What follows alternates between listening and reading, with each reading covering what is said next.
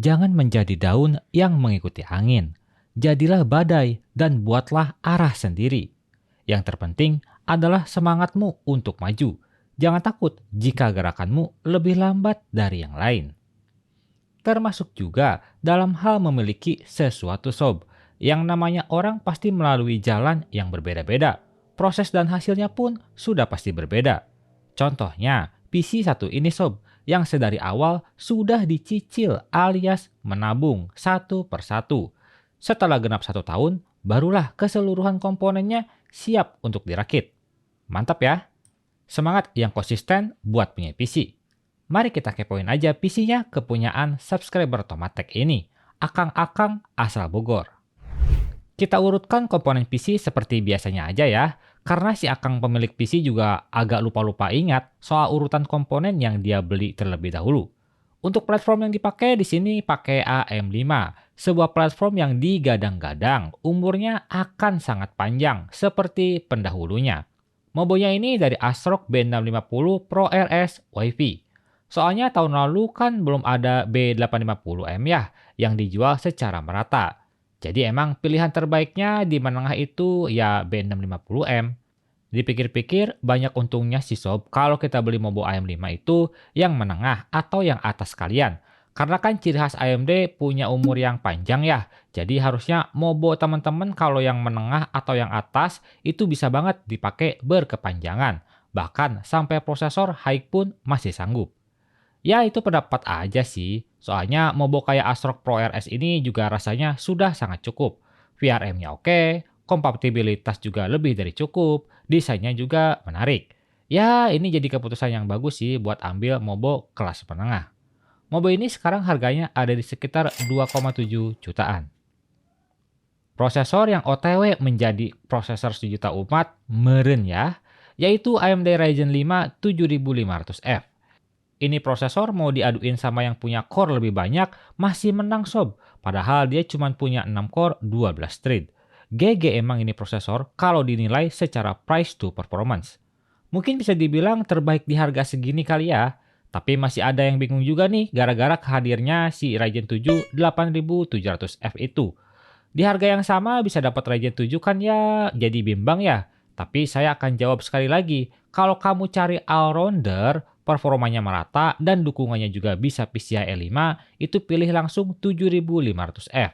Tapi kalau kamu spesifik, cari core dan thread yang banyak, seperti contoh kebutuhannya buka banyak tab browser, ya monggo-monggo aja, pilih 8700F. Singkatnya, itu aja sob. Prosesor ini juga bisa jadi batu loncatan buat kamu yang mau kejar performa, tapi di masa yang akan datang kamu mau upgrade lagi prosesornya. Karena si Mobonya juga udah oke kan ya? Ya silakan-silakan aja sob. Buat harganya sendiri sekarang ada di sekitar 2,3 jutaan. Ini dia sob, part yang bikin kita semua ngomong, yah bete gue. Gimana GBT coba ya? Ini komponen naiknya udah 2-4 kali lipat dari harga bulan-bulan lalu. Termasuk ada TSPG Lancer 32GB 5600 MHz ini sob. Sialnya si Akang ini beli RAM gak pas awal cicil komponen.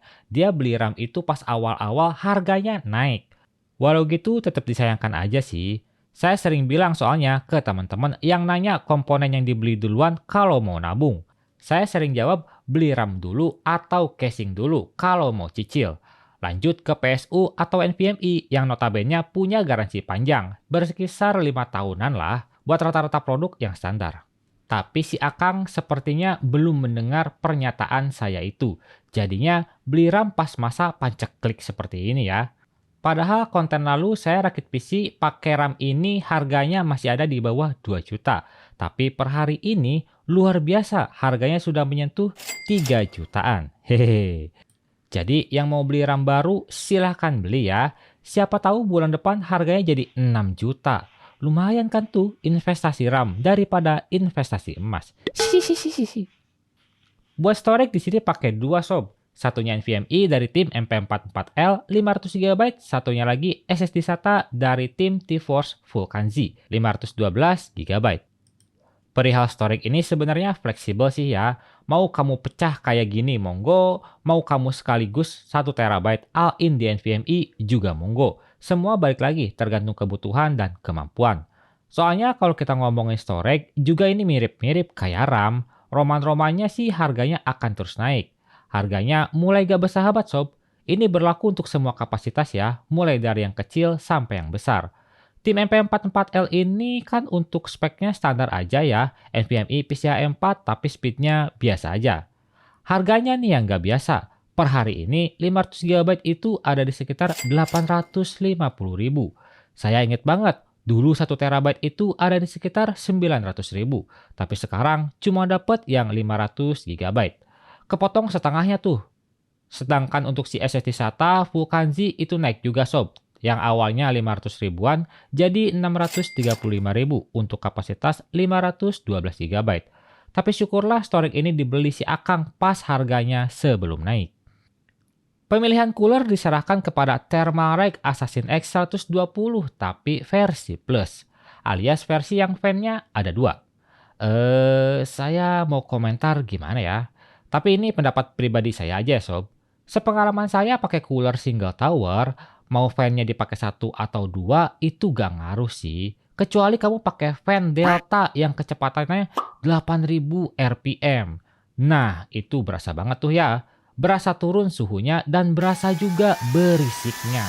Tapi balik lagi, itu pengalaman saya pribadi aja. Misal teman-teman pernah ada yang merasa pakai dual fan ini nurunin suhunya, ya monggo di komen aja di bawah. Buat spek cooler ini sih sama aja sob, sama yang versi non plus. Bedanya murni cuman ada pada jumlah fan-nya aja, jadi dua. Satunya untuk intake, satunya lagi untuk exhaust. Buat harganya sekarang ada di sekitar 290 ribuan. Yang mana 290 ribu itu dulu cuma dapat yang versi non plus alias satu fan. Tapi sekarang bisa dapat yang versi plus. Ya baguslah ada penurunan harga pada cooler. Ini adalah VGA idaman saya sejak sebelum ada kenaikan harga. Ingat banget, dulu itu harganya ada di sekitar 4 juta kecil. Bahkan kalau lagi event besar itu bisa 4 juta kurang karena promo. Tapi lihatlah sekarang. Wow, sungguh indah harganya ada di atas langit. Ini adalah Colorful RTX 4060. Sebuah VGA irit daya tapi punya performa kencang. Sedari dulu saya memang suka sih sama komponen PC yang punya daya irit tapi performanya kencang untuk ukuran dayanya.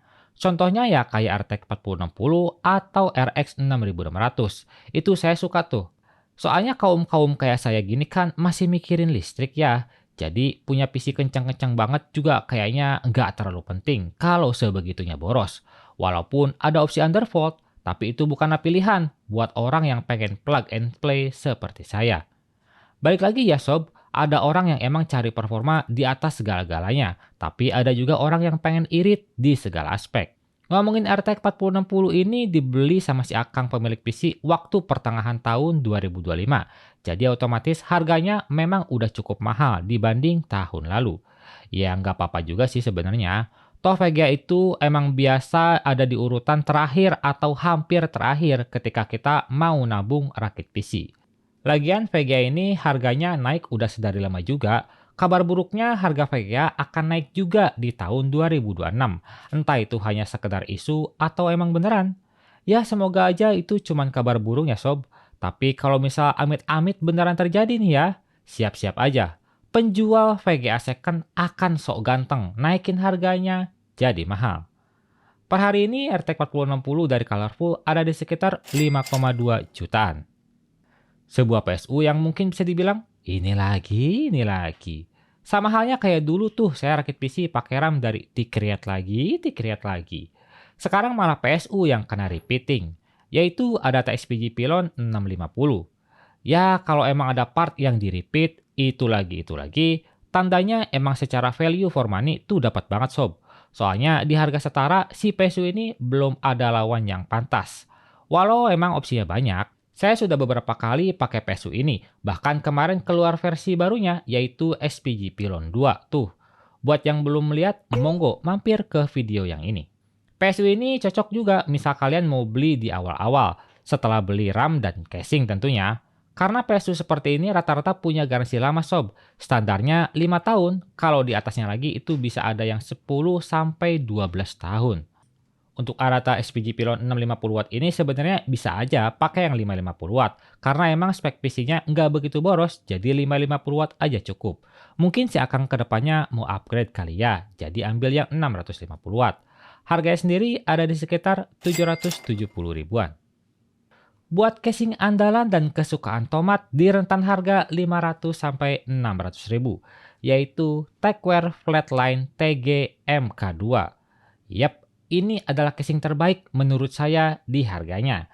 Karena secara build quality, dukungan, dan bonus itu terlalu bagus. Depannya full mesh, bagus untuk airflow, ada USB Type-C, dikasih 4 buah fan, jadi gak perlu tuh keluar duit lagi. Dan yang terpenting adalah sistem side panelnya itu mode engsel. Buat orang yang kayak saya, yang sering buka tutup casing, ini bermanfaat banget ya, memudahkan. Tapi sayangnya casing ini ada kenaikan harga dibandingkan waktu dulu saya pernah review di video yang ini sob. Sudah saya jelaskan lengkap banget di video ini, dan harganya juga waktu itu ada di sekitar 520 ribu. Per hari ini ada kenaikan harga menjadi 640 ribuan. Duh sayang banget ya harganya naik my casing. Baiklah sob, kita akan hitung keseluruhan harga PC ini. Tapi dengan catatan, harga yang akan saya hitung adalah harga per video ini dibuat ya, bukan harga pas si Akangnya beli. Soalnya pas ditanya urutan komponen yang dibeli apa aja, dia jawab lupa-lupa ingat. Seingat dia cuma PSU aja yang dulu dibeli di awal-awal sama casing tuh. Jadi akan saya buat dua versi aja kali ya. Harga per video ini dibuat dan harga estimasi tahun lalu. Untuk keseluruhan harganya ada di sekitar 16,4 jutaan. Ini adalah harga sekarang ya. Harga RAM SSD prosesor casing yang sudah mengalami kenaikan. Tentu aja harga ini adalah harga mentah-mentah alias tanpa diskon atau promo tertentu. Soalnya beda akun bisa beda promo. Jadi kalau pakai voucher tentunya bisa lebih murah. Tapi misal nih ya, kalau harganya mengikuti harga per tahun lalu, tapi ini hanya sekedar aja ya estimasi bukan harga real. Itu ada di sekitar 14 juta. Ingat sekali lagi, ini cuman hitungan kasar aja seingat saya harga pada saat itu. Turunnya tuh lumayan banget, bisa sampai 2,5 jutaan. Paling kerasa sih udah pasti galen gabukan ya pada RAM. Fun fact, kemarin saya live streaming ngitungin ulang harga PC saya itu berapa yang speknya kayak gini nih. Per awal tahun saya ngitung inget banget tuh PC pribadi saya ini kalau ditotalin harganya kurang lebih ada di sekitar 13 jutaan. Tapi pas kemarin live streaming dan dihitung ulang mengikuti harga sekarang malah naik ke 19 jutaan. Anjir. Dah ketebak lah ya part mana yang bikin mahal. Hehehe. Yuk kita rakit aja langsung PC si Akang ini. Daripada terus-terusan ngebahas harga malah bikin gedek.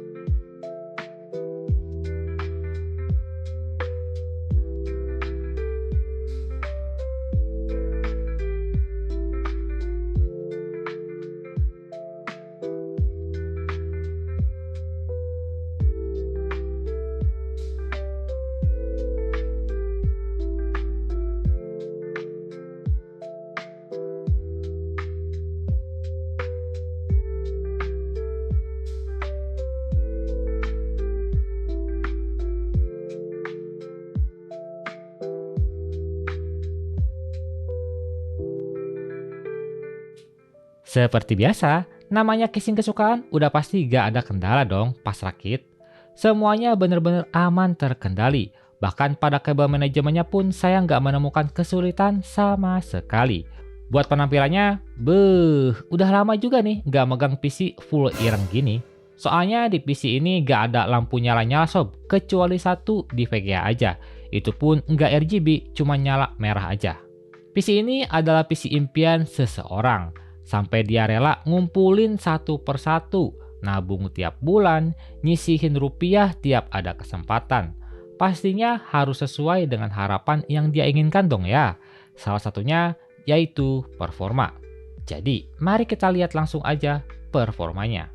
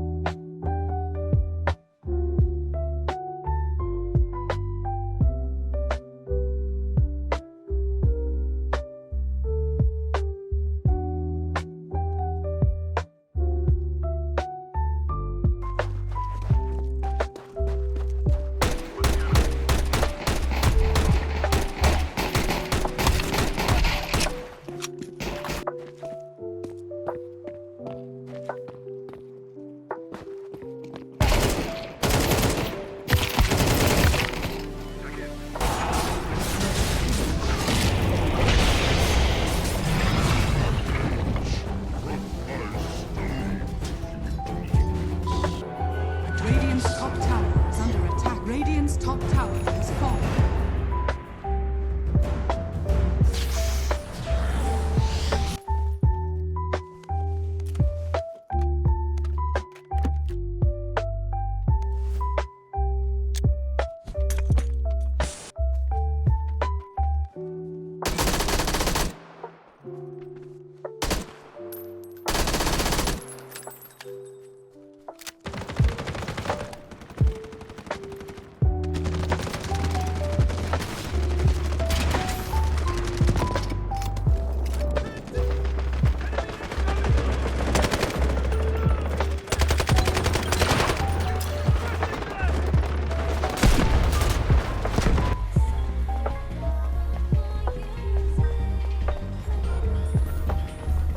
Falling debris. Be careful, Lee.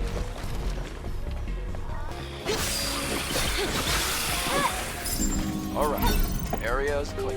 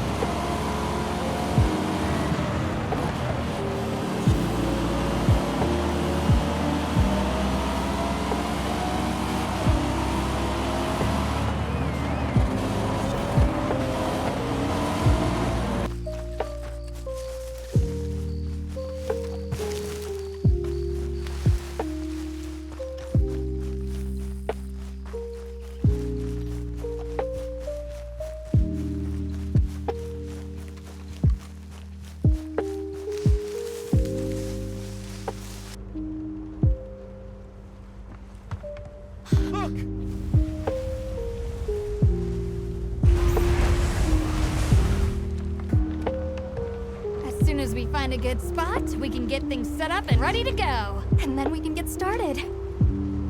This is gonna be great! You bet.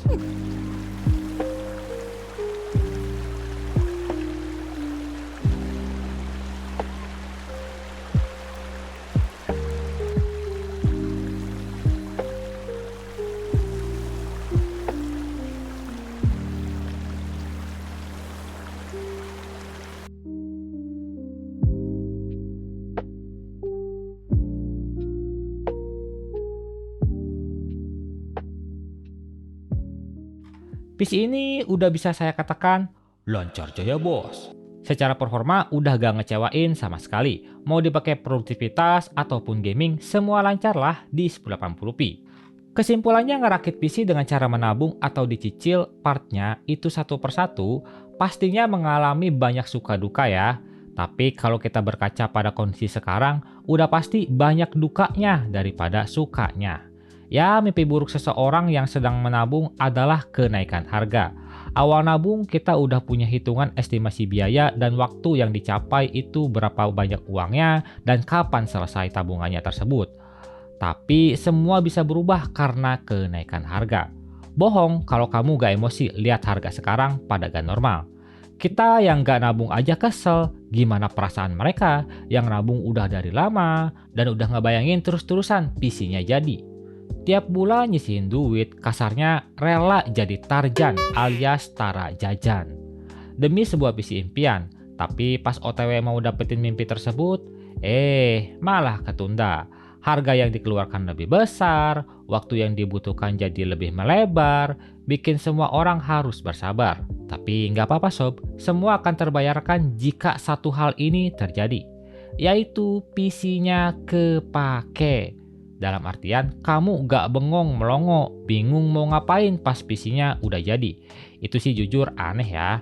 Nabung lama dan PC-nya udah jadi, malah bingung mau ngapain. Artinya kamu mengkhianati diri kamu sendiri yang udah susah payah ngerakit PC tapi malah gak dimanfaatin hasilnya. Jangan jadi orang yang kayak gitu ya. Setidaknya PC-mu walaupun gak menghasilkan uang, tapi minimal PC-mu menghasilkan kebahagiaan untuk diri kamu sendiri lah. Like video ini kalau kalian suka, nggak usah di like juga gak apa-apa, tapi minimal tinggalkan jejak kalian tentang PC rakitan satu ini sob.